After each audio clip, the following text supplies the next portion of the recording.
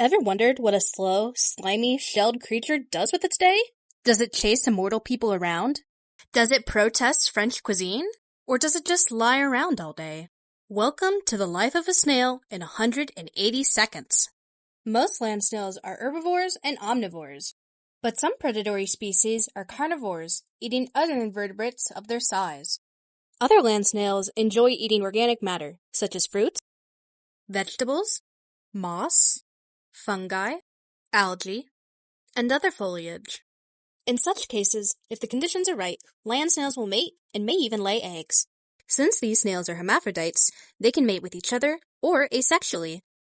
Land snails have a large spine-like structure made out of calcium that can pierce another snail as an act of sexual selection. Once they both agree, they will insert their penises into each other's vaginal tracts and trade sperm to fertilize their ova.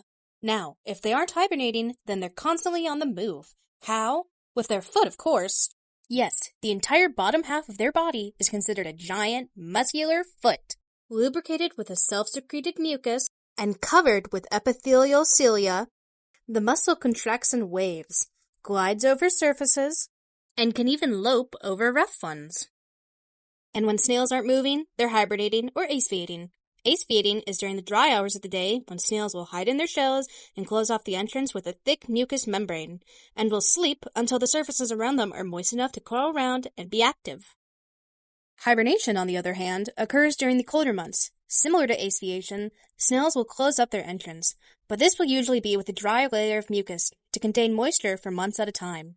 Last but not least, shells. How? Why? That's easy. You see, land snails are born with their shells, but they are translucent and fragile. The shell itself is made from calcium carbonate and the protein conchiolin.